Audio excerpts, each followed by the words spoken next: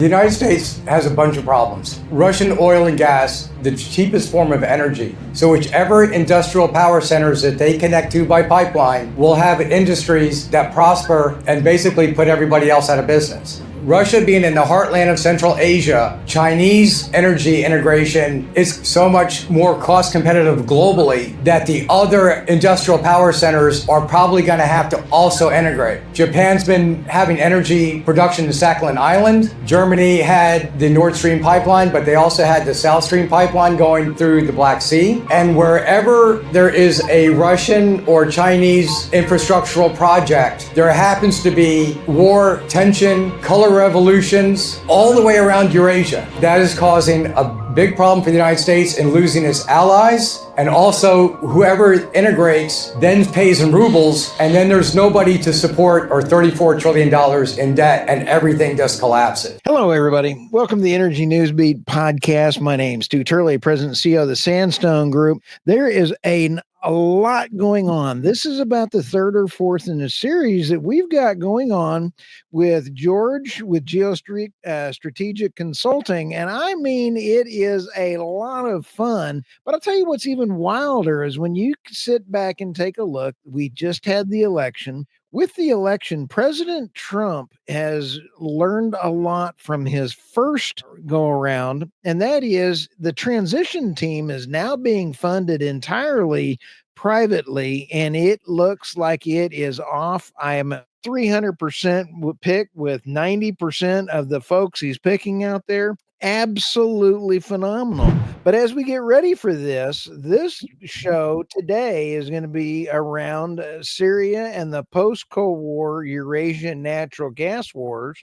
But we are also going to be talking to George about some critical pieces of the puzzle that President Trump's team in energy, in education, and in the war colleges and in the universities need. And so we're going to bring that up. George, thank you for stopping by again. Oh, yeah, thanks. Yeah, I was just looking at that Financial Policy Council clip that you played. Yeah, there's wars going all the way around Eurasia, and it's over natural gas. We did several videos on it. I have several very long slide sets on Russian natural gas and geopolitical realignment, the Russian overland logistical supply route breakout strategic plan. We did other papers on the foreign policy coup slide set, that mega slide set that we're going to be doing. We're going to be going over that as things in our series here going forward. We acted the topic of Syria because it continues that clip I just did where there's tension and conflict and wars all the way around Eurasia, and is trying to stop Russian or Chinese natural gas, or in this case, they want to promote the Qatar to Turkey natural gas pipeline. I think go down to slide. Yeah, there you go. Yeah, that since the pipelines don't exist yet, this is just somebody made that just to get the concept across. Right. Qatar is a Sunni country. Saudi Arabia is Sunni. Jordan is Sunni. Until you get to Syria, then that's a Shia country, and then Turkey is a Sunni country. So they want to eliminate Bashar al-Assad in Syria. So the pipelines go all the way through Sunni-controlled territories into Europe. All right, why is that an issue? It's an issue for several reasons. We're bringing it up today because Trump promised he wasn't going to allow Nord Stream to go through, and he was going to stop the war in Ukraine and prevent the war in Iran. Well, the Cold War was about the sea powers, U.S. and U.K., controlling all the maritime choke points. After the Soviet Union collapsed, it's about controlling all the riverine and terrestrial choke points to cut off Russian natural gas. So the recent attack from Turkey is Hayat Tahrir al-Sham, HTS, coming down and attacking Homs, Aleppo, and Hama. And it just it's just, this blitzkrieg of an attack, which takes a lot of training, a lot of preparation, and a lot of equipment. Somebody trained and equipped them and gave them a lot of ammo to do this push. And it's after Trump's election, what the neocons are in a jam because they, like we did on our Russian natural gas and geopolitical realignment papers, almost a year ago. Right. they've cut Germany off from affordable Russian natural gas. The play then was to either reroute natural gas through through Iran, or they were hoping that Russia would completely destabilize in the last 2 decades, and it strengthened rather than destabilize. They wanted to spread it up. They wanted to split up into republics and oblasts. On the show YouTube channel Unheard, they did a really good video on how that might happen, or how one guy predicted that would have occurred. So people can go on that channel and see an hour-long video on that topic exclusively. But we're just saying here, they either wanted Russia to completely collapse so you could send the Russian natural gas north of the Caspian Sea into Europe, or the Trans-Caspian pipeline to Azerbaijan through Georgia and to Europe, either through Turkey or, well, Fiona Hill did a paper back in 2004 for Brookings to send it over to Burgas, Bulgaria, and into Europe. So this whole idea of cutting Russia off from natural gas and then getting an alternative supply from not Russia has been a theme of the post-Cold War era, and especially GWAT, because GWAT, we were talking about, global war on terror. We were talking about General Wesley Clark's statement that there's a foreign policy coup. It's going to be 7 countries in 5 years we were going to take over.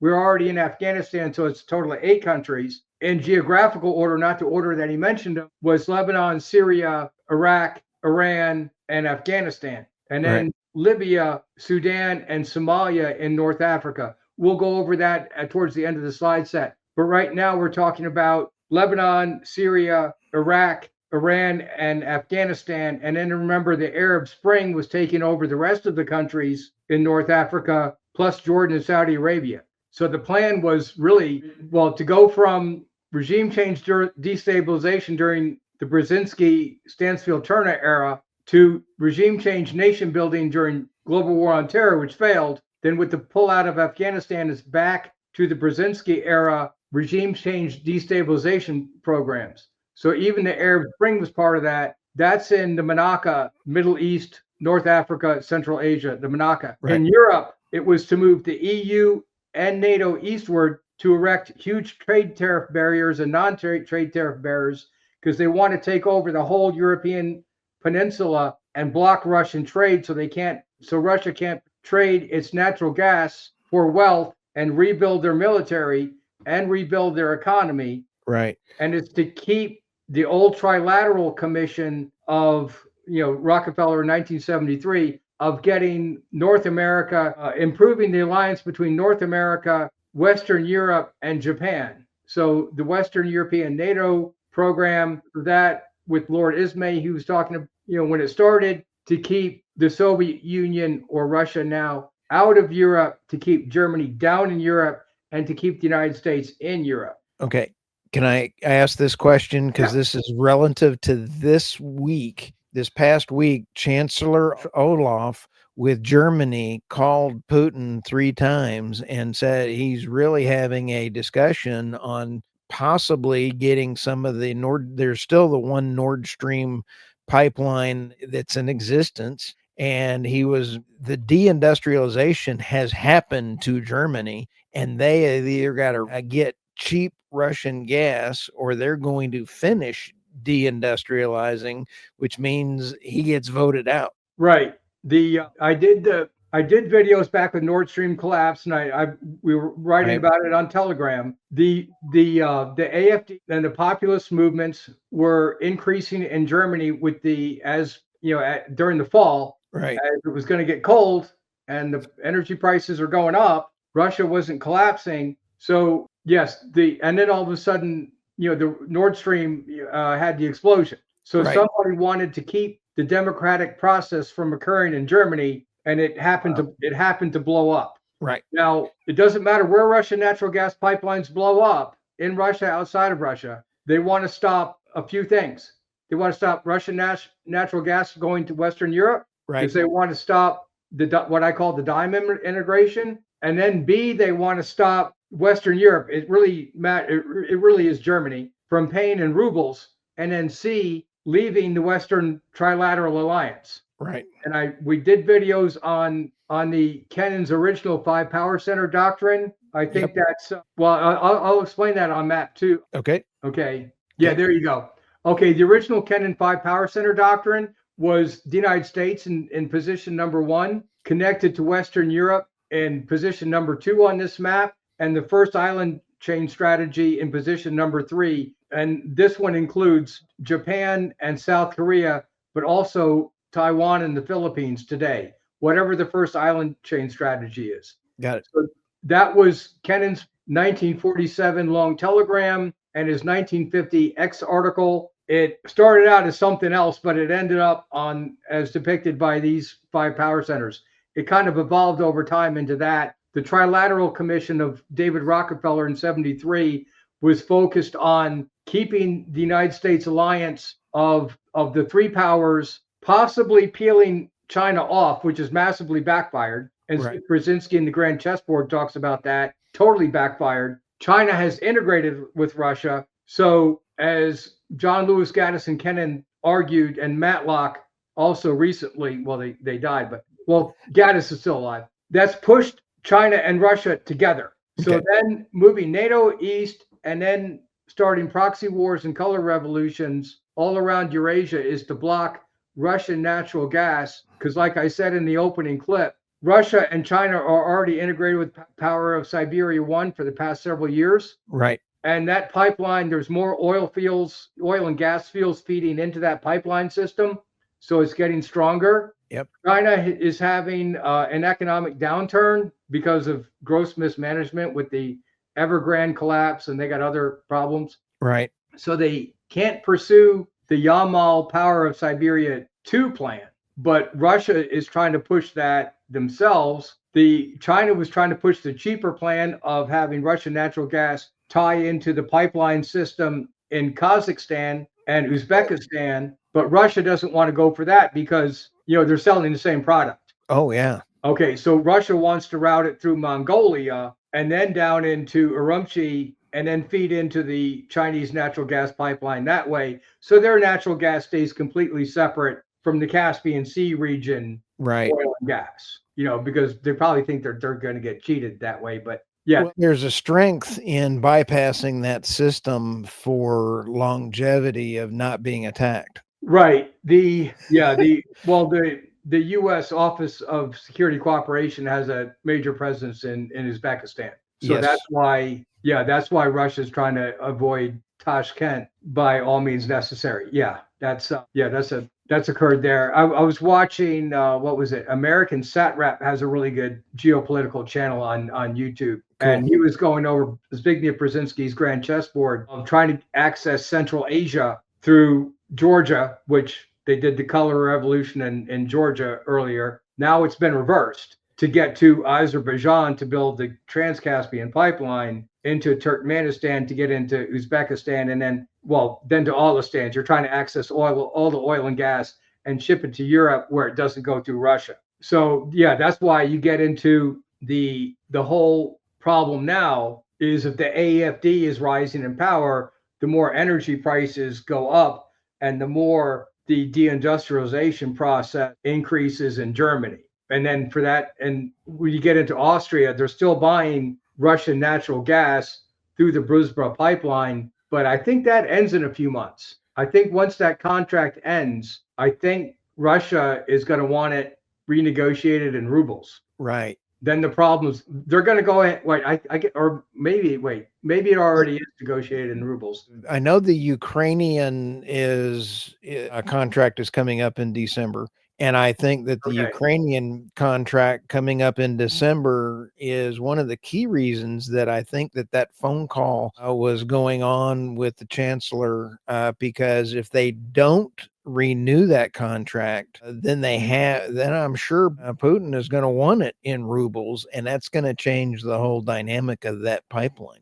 Yeah. So we're not following the slide set at all, but who cares? Sorry. It's complicated with the way that they go. The Nord Stream about if once you get natural gas into Germany, it goes to the whole German-speaking world. It goes to exactly Liechtenstein and Austria. From there, they can reverse flow it to all the Slavic countries. Yep. So then it's not just one or two countries exiting the petrodollar and paying in rubles. You're talking about 9, 10, 11 countries massively exiting the petrodollar. Now, okay, the United States then slapped heavy sanctions on Russia. So now they've kind of made that a self-fulfilling prophecy. Well, today, or yes, yesterday on X, President Trump put out and said about BRICS and said if any country is trying to eliminate the US dollar as the main currency, we will not support it and tariffs will be subjected to it. So this is very telling on the new Trump plans as far as that, and it seems like the neocons, it's kind of surprising that he would be that. We wouldn't be here if the neocons did not weaponize the US dollar in sanctions as bad as they did. Oh, right. And they weaponize the dollar, but they say that Putin shouldn't weaponize gas. Exactly. It's such narcissistic personality character projection. It's unbelievable. And they're creating the circumstances under which, you have a self-fulfilling prophecy that's bad. Exactly. And so President Trump, God bless him, is trying to stand up for the US dollar. And that changed, this whole weekend changed because I felt that this weekend would have allowed the contract to be renegotiated for Chancellor Oslo of Germany, and then it would have been renegotiated in still the US dollar out of that Ukraine, coming out of that across Ukraine. I don't see that that's going to happen now. This has changed. Yeah, what I want to get into in the sea power versus land power slide set that we get into next time, right, is Trump is in a predicament now because he wants to stop the forever wars, and he wants to stop Nord Stream. And so now how is he going to supply Russia with natural gas? What I've been talking about is Germany. The reason why the neocons want war with Iran so much is they need to destabilize that to access the Caspian Sea oil. And then the other play is how to get the Qatar pipeline through. So today's conversation is more to do with the Qatar to Turkey pipeline. Okay. Because if you have so you get to the problem of the short answer is Europe is collapsing due to high energy costs, and the Five Eyes have cut Russia off, so now they got to solve that problem. Go down to the next slide. Okay. So there's the Russian six power center doctrine, where if Russia extends its natural gas to Germany, I have this going into geographical order. It can't send its pipelines over to India because the TAPI Turkmenistan, Afghanistan, Pakistan, India pipeline that Conoco surveyed, I don't know, that was like 40 years ago now or something. Right. Yeah, that never went through because it's too unstable of an area. But that was planned. Polarization goes both ways. A bunch of people are trying to destabilize that for multiple different reasons. So then Russia and China have already integrated with Power Siberia 1. Then on Power Center number 5, the Sakhalin oil and gas fields are mostly offshore, have been very productive. And Russia built its pipelines all the way down to the southern end of Sakhalin Island. And Japan built its pipeline network all the way up to the northern end of Hokkaido Island. So that pipeline was about to go through. And then the Ukraine war started. Well, the Euromaidan revolution started, and the heavy pressure to block these pipelines started to kick into play in the 2014 era. Because just before that, in the 2011 to 2014 era, the South Stream pipeline was stopped. Eric Schmidt, the one going from Novorossiysk area in Russia to Bulgaria, that pipeline was stopped by 2014. The Bulgarian elections were heavily influenced. Right. Shinzo Abe wanted to complete the pipeline from Sakhalin undersea to Hokkaido Island, and heavy diplomatic pressure occurred there. Then later on, he was assassinated. Oops. 2014 to 2016, Putin was also negotiating a Korean pipeline peninsula project to go from Vladivostok down to Pyongyang to Seoul and then to Busan, all the way down. So that was being discussed, and heavy diplomatic pressure stopped that. So you start to see with the other maps that we did, the pipeline network going from all the Russian oil and gas fields. And in the next slide set, we're gonna has more of those pipeline and map pictures. Right. But here we just want to get across the natural gas pipelines is so much cheaper. Whoever's connected to it is going to be way more cost effective. Yep. I call that a DIME integration. That's diplomatic, infrastructural, informational, military, economic. So that's the acronym, but it flows as far as the more infrastructure you're integrated with someone and the more informationally integrated. So you're talking about transportations and communication infrastructure. Right. Then the more economically you're tied to them, then the more diplomatically you're tied to them, then the more militarily you're tied to them. So Right. it changes the whole alliance structure.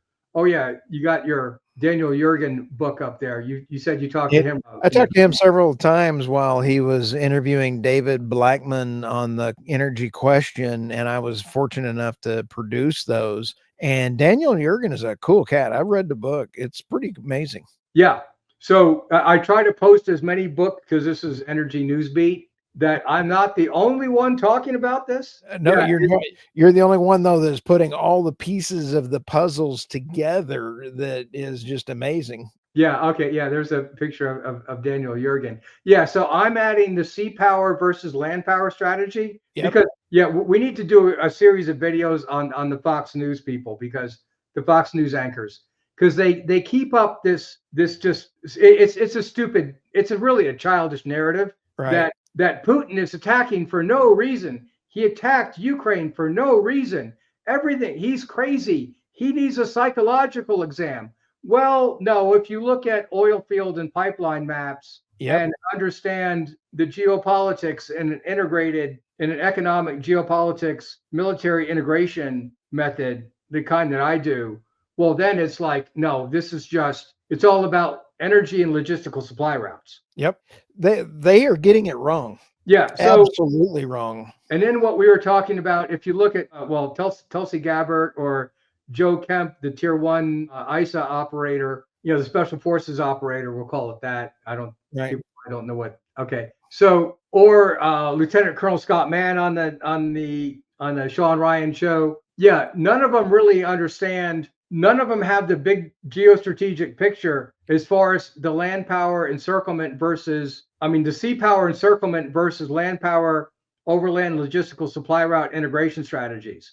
Right. So if the sea powers are trying to encircle the Russian heartland and Mackinder theory to cut off Russian oil and natural gas, well, then Russia's breakout strategy is to send the supplies through overland logistical supply routes. In this case, it's pipelines. So then what's the sea power going to do?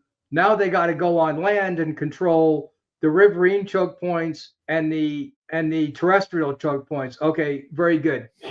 What I mean by terrestrial choke points is you want to control the land bridges between two bodies of water. So in this case, the Caspian Sea would be a maritime choke point along with the Black Sea. Right. Terrestrial choke points would be the mountain ranges. In this case, it's the Caucasus Mountain Range and the pass going from Azerbaijan, Balakoon, Azerbaijan. I can't read the map there. I had to pull that one from memory. I've actually traveled back and forth there to physically look at it. Right. To actually start controlling these valleys as terrestrial choke points. Wow. Because this is where the Baku to Tbilisi pipelines pass through and then go down to Turkey all the way to Ceyhan or across the Bosphorus and Dardanelles Straits. So those are other land bridge, terrestrial choke points. So when I talk about the Cold War era, the West controlled the maritime choke points, and then once the Soviet Union collapsed, moving NATO eastward is all about controlling terrestrial and riverine choke points because they moved NATO in, put higher tariffs on Russian natural gas and all goods because they want to choke off trade of Central Asia from going east and make it all go west. So to control terrestrial and riverine choke points in a non-military application, you do that with trading blocks and tariff trading barriers and non-tariff trading barriers. Right. The example that I use in a military operation I have another slide set that'll take a while for us to get through because we got so many slide sets to do. Right. In the military operation, Vietnam is a great example because you're controlling from Hue along Route 9 to Khe Sanh into Don Savan and Savannakhet, Laos. So you have the Pacific, you have the Navy on the Pacific in Hue, and then you have the Thai, U.S. backed Thai Marines and Coast Guard and Border Patrol on the Thailand part of the Mekong, and you're trying to cut off the Ho Chi Minh Trail by controlling the mountain passes between Vietnam and Laos. Right. And to do that, you're going to use the Army, Marines, Navy SEALs, and the Thai riverine forces to control your maritime choke points out in the Pacific to the land choke points along Route 9 to the Mekong. So that's a good example of how the Wall Street investment class. Right. So you're talking about Avril Harriman and the Dulles brothers, and among others. Right. Controlling OSS and the military industrial complex. And you're talking about using the whole analyst class of Wall Street to communicate to the analyst class in the Pentagon and the intelligence agencies to then control the executive branch agencies, the intelligence community, institutional hierarchy, and the military hierarchy. So there's different examples of how this occurs because in General Wesley Clark's foreign policy coup, he says there's a coup, but doesn't explain how it works. So we're going to go into that detail in the next one. But this is aimed at the neocons want a quick and dirty solution to supplying Germany with natural gas before the AfD gains, before the elections in the spring of next year, I think they are. Right. In Germany, I'm a political science junkie, but I can't remember exactly when all the election cycles are. Right. So they have to, go back up to the Qatar pipeline or go up to slide set 2. Yeah. So in this case, all of a sudden, HTS has enough supply to all of a sudden start racing down towards Damascus. And they really caught the Syrian army off guard and made big, huge gains. Right. But go to the Qatar pipeline map so people can see what the objective is. The objective, okay, so just so the viewers can watch, Qatar is a Sunni country, Saudi Arabia is Sunni, Jordan is Sunni, so they got no problem getting it past there. You get into Alawite Shia Syria, and then what the Iranian strategic plan is to reach out the Shia crescent to control all the Shia areas. So that I don't have a Sunni Shia map up here, but the Shia live along the Iraqi border and all the way down the Persian Gulf border through Bahrain and Doha, and even the Saudi oil and gas fields near Dammam that's actually in a Shia area. And then all the way down through, all the way coming around into Yemen and up through Jeddah. So Iran has been trying to unite with the Shia Arabs and encircle the Arabian Peninsula and the Sunni Arabs. So the Sunni Arabs have then tried to encircle Iran and control them from the Afghanistan side. This has been going on since 79 very, very intensely. It's been going on forever, but I'm just going from the Iranian Revolution in 78, 79 to the Grand Mosque Revolution and December of 1979, because then they started uniting with Zia al-Haq in Pakistan to build a radical mosque in the Pashtun areas, because the Pashtun are 6 of the 10 lost tribes of Israel. So the Arabs, the sons of Ishmael, want to unite with the sons of Isaac that followed the right prophet path in their mind and encircle the Shia Persians, who they think are multi-theists or polytheists is what they call them. It's not true Islam. That's what the Salafi Wahhabists think. Right. So this Sunni versus Shia battle is going all over the place, for the past intensely since 1979. So in this case, the Sunnis want to block. Well, Saddam Hussein had it blocked because he had a secular Ba'athist government. Same thing with Hafez al-Assad and Bashar al-Assad. They're secular. They didn't want to get involved in the Sunni versus Shia thing. But now since Saddam Hussein is gone, because if they're going to cut off Russian natural gas, they need to resupply it with Iraqi oil and gas, but they couldn't get rid of Bashar al-Assad. So now they're trying to get it trying to do it again. And yeah, if you go up to the map in Turkey above, yeah, go up one. Sorry to go back and forth.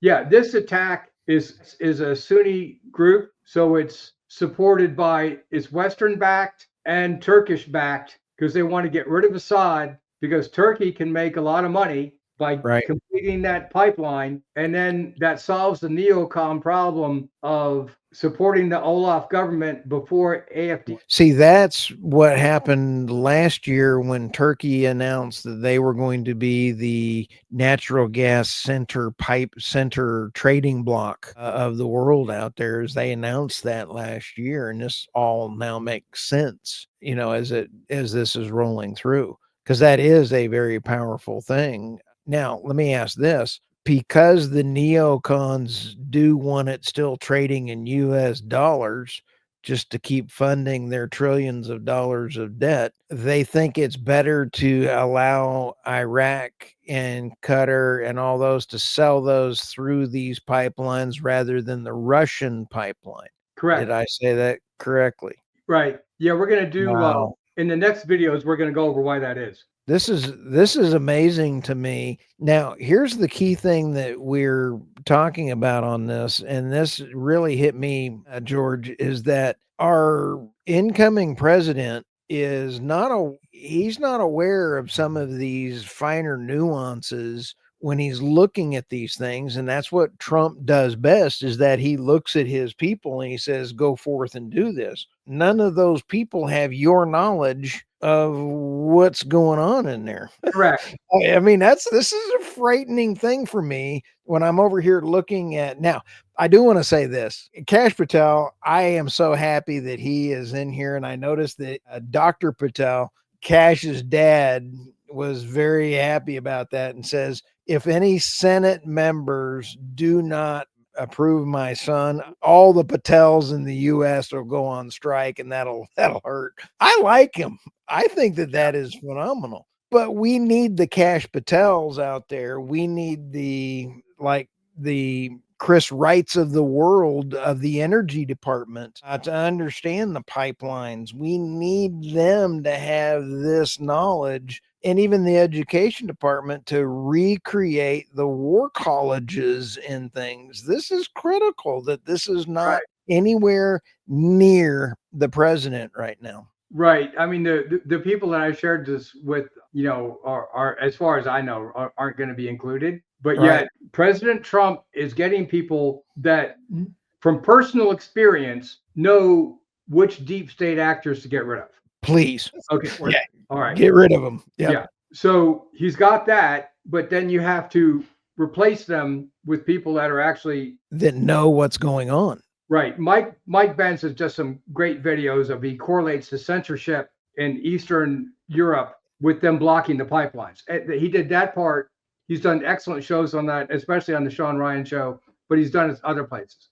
He's really great on that. He might have a copy of one of my slide sets. I'm not sure, because he started talking about after that. He started talking about it's not defending Ukraine. It's an offensive against Russia. So I think he did. I think somebody did send him my slide.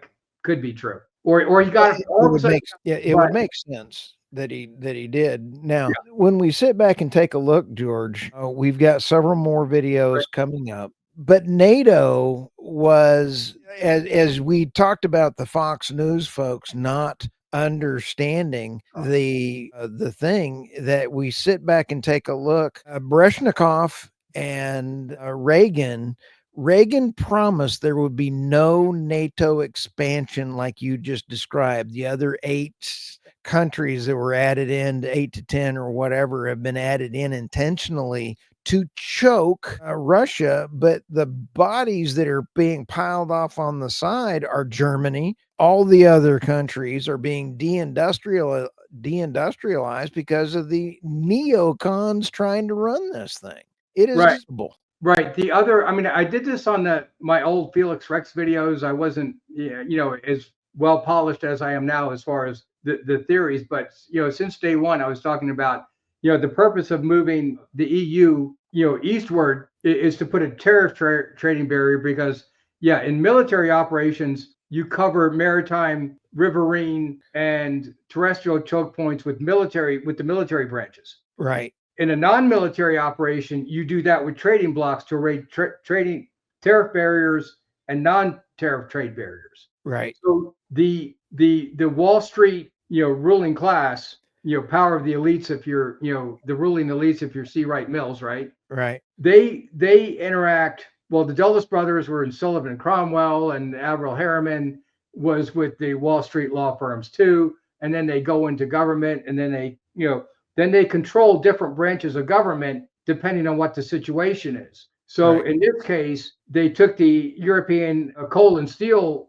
Union and they turned it into the EU because they need a way to integrate European Union to stop the ethnic rivalries. Right. And then move it east because they have to, for the Wall Street actors, the unelected power elite, Right.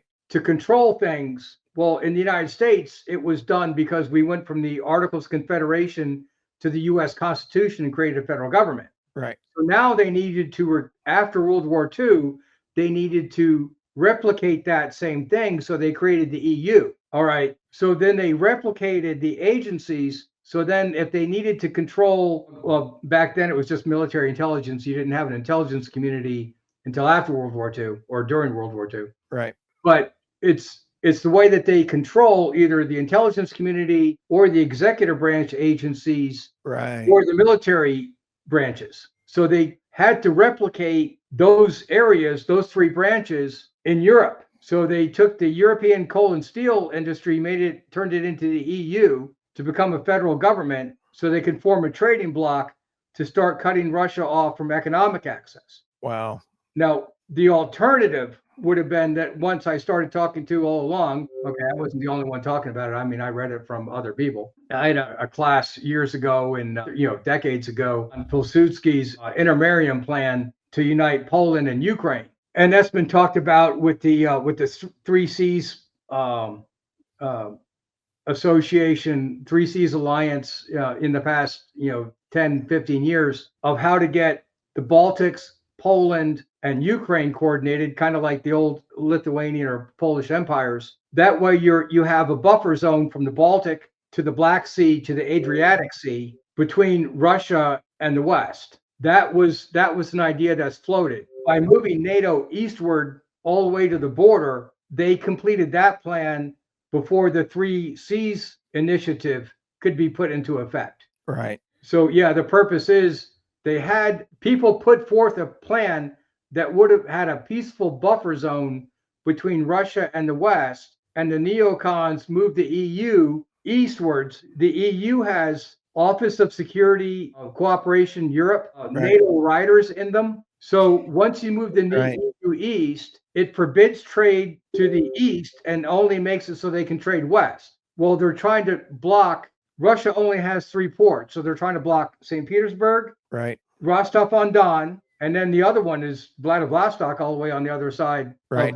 of Eurasia. So then they move NATO to Romania because you're trying to control, and Bulgaria, because you're trying to control the Danube River Valley riverine choke point. And then you have the 2 invasion points for Russia is the Polish plains north of the Carpathians. So you're trying to control from the Baltics, where is going to be, a maritime choke point across the plains. So you're a terrestrial choke point to the Caspian Mountains. And then south of the Carpathians is the Bessarabian Plain in Romania, between the Carpathians and the Black Sea. So when you're talking about maritime, riverine, and terrestrial choke points, that's what I'm talking about. When you're talking about the Danube River Valley, it cuts in between the Carpathian Mountains. So where did they move 101st Airborne? Boy, it must have been about a year and a half ago. Yep. They moved them to Romania and Bulgaria. So you're trying to control the riverine choke point. Well, we're coming up on the end of our time today, George, and we've got about 900 more things to do. But I think the key for this story is the fact that we have the deindustrialization of countries has been a plan by the neocons. And fortunately, our new president, President Trump, is, I think, gearing up very nicely to stop World War III, but yet he's got a major issue of not having the correct knowledge. Right. The big deal here is that big blitzkrieg by HTS and the other Sunni violent extremist organizations operating in Syria. Right. Yeah, it's funded, by our different entities and Turkey to try to run that pipeline. So, and people can get a hold of you on LinkedIn, because if I was an oil company, I would be hiring you in a flash. If I was do what? Yeah, I am an oil company. But if we also are looking at education from the war colleges or the universities and want to know how in the world are we going to teach the next generation, they need to get a hold of you. Well, yeah, and we're going to go over that, when we go into the other slide sets, because it's really, if General Wesley Clark does not know how this works, he's not the only one that doesn't know how this works. Right. They withhold how the global geoeconomic development theories are interrelated with the geopolitical theory and then the military targeting packages. That's the part. They teach it as separate books. They don't teach it as a singular model. And what I'm guessing is the Wall Street firms take their PhD economists in their quant shops, and then they send them to the Yale geostrategic theories. So they get the history of U.S. foreign policy as sea power versus land power strategies, but then they don't teach the integrated models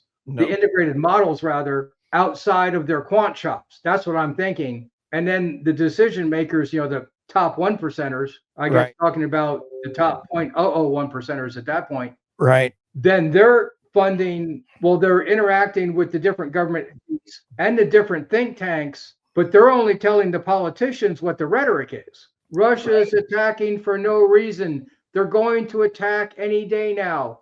We need to move. And then the underlying reasons they're not foreclosing. That's right. And that Russia has done quite well is Putin. You may love him, you may hate him, but he has Russia first. And so he is doing good things for Russia. I'd love to visit with him like Tucker. I think that would be a lot of fun. Yeah, just to close this thing out, I used to have long conversations with Thomas Schelling. I know him from game theory conferences. Okay. It was always, talking about rational actor, and he's a big mad nuclear triad theory guy. And that's what he got his Nobel for in economics. But it's, talking about what rational actors are. If people are just told, Brezhnev is going to, bomb us any second now, that's what people are going to believe. But if you actually start going through, the different mad theories, you understand the game theoretic aspect of it. Well, it's the same thing here. If you start to understand the sea power versus land power strategies, then it's like, oh, what Russia or Putin is doing, what she's doing, what Iran is doing, it's not crazy. It's not only highly logical, it's highly predictable. Exactly. Yeah. And that's where I think this discussion in the right hands with our new administration could make a huge difference of knowing ahead of time what's going to happen. Correct. Yeah, we'll do this next time and go over the people that obviously don't know. Fox News anchors. There you go. Yeah. Have a fantastic